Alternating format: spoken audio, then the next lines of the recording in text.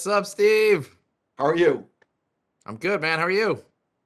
I've seen all of season 2 of The Morning Show, and I'm going to say great job. Thank you. Much appreciated. I haven't seen anything, so I'm going in blind. I think you might have had access to the scripts, so it's possible you know where it's going to go. I know some story stuff, but I haven't seen it yet, so I'm glad to hear that you liked it. Oh yeah, fans are going to love it. There's Okay. no getting around that. So before we get into Morning Show, and I have a lot of questions, if you could get the financing for any project, what would you make and why? Oh, man, what a question. The truth of the matter is, lately I've just been financing my own projects. I'm in the John Cassavetes mode. Act on the morning show, take the money, go make little movies like language lessons. That makes me happy. So I don't really have aspirations for big budget things, but I think if like the Marvel or DC universe came to me and said, "We want to really try something super different. We want to give you a ton of money and we want to take one of these characters and yes, we want to do five big set pieces, but we want to focus on crazy interpersonal dynamics and have you do your exact tone inside of this universe." That would be interesting to me. I don't know if I could pull it off, but it would be interesting. I think you'd have more of a chance with DC than Okay. Marvel at this point. All right. No, I'm sure you saw Joker and you see what Yep. and I got a they're sense of it. taking more one-shot approaches to some of their characters, Yeah. and Marvel is clearly Marvel. Yes, I get it. I get what you're saying. Yep. Yeah, I would like to see it, by the way. No bullshit. Uh, All right. Well, we'll go. We'll sidebar. We'll go give him a call. Yeah. right. We'll call Jason Killar and just be like, hey, Hey. let's take a chance. So jumping into why I get to talk to you. When did you find out? You never really know with the show. Like, did you know you were definitely coming back for season two? Was that like, because you never really know if with all the changes, Yeah, especially after it's season a one. good question. Yeah, I mean, look, I had a contract for it. They told me they loved me. They told me they wanted me back. But I'm an actor, and when you see that your character gets fired from their job, there's the insecurity that goes off. It's like, are they trying to get rid of me? Who did I say something bad? But they quickly kind of let me know that there was an agenda for season two with Chip, and so they set me at ease. Do you think that Alex is a good person, a bad person, or does it depend on the day of the week? I think Alex is a very complicated person. I think that there's a little bit of sociopathy going on there. There's definitely a massive ego. And I think that years of being in the spotlight and being told that she is the greatest thing on earth and then having to put on this persona, every morning live has really screwed her up. But I think at her core, she's a good person.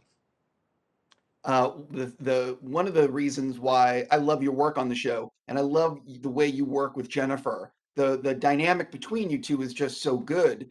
Can you sort of talk about what it's like behind the scenes for the two of you when you're filming some of these, especially emotionally charged scenes?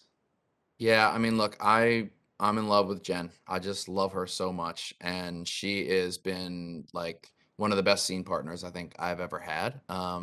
And I think that part of why the Chip and Alex dynamic is what it is, and why they've leaned into it so much, is because Jen and I do love working together, and we had that chemistry. The writers decided to lean into that for season two.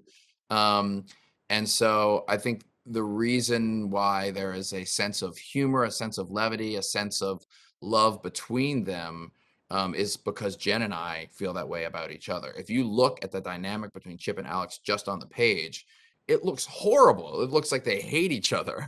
But we bring that sense of love because I think it is kind of the way we feel about each other.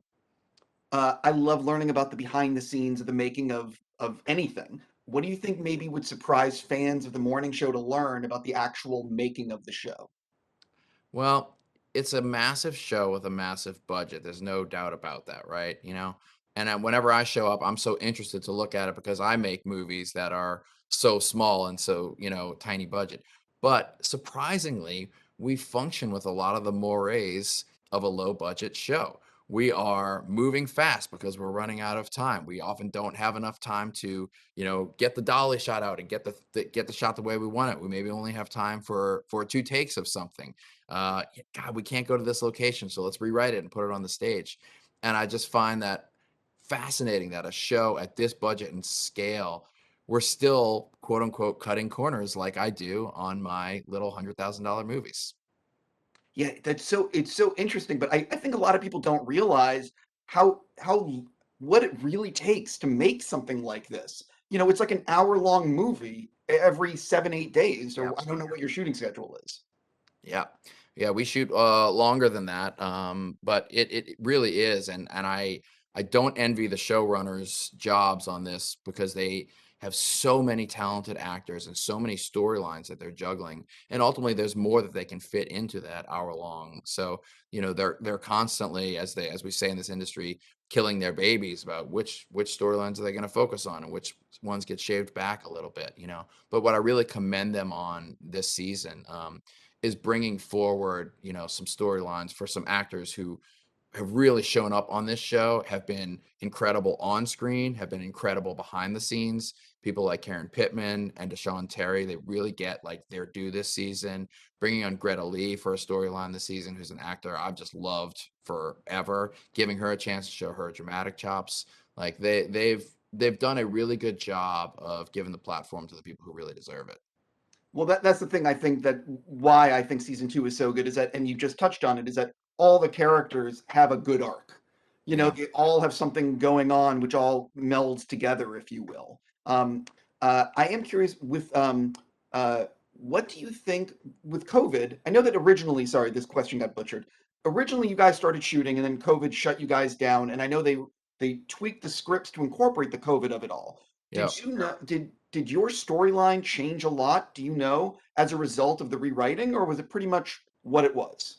That's a good question. We didn't have all the scripts before we were shut down, so I don't fully know what the storyline was, just to be perfectly honest. But I know it changed insofar as we incorporated the COVID element, and they did it in a very fun way where they introduce it almost like you're watching a horror movie where the audience knows what the villain is, but the characters don't, and you're watching it creep in from the sides. And I really thought that was a fun way to do it. And I know that they did choose to lean more into the Alex and Chip storylines once the rewrites happened, because there was some discussion about what do we really want to be focusing on here. We won't have as much, of a robust budget going back in to reshoot everything because we've already shot some stuff.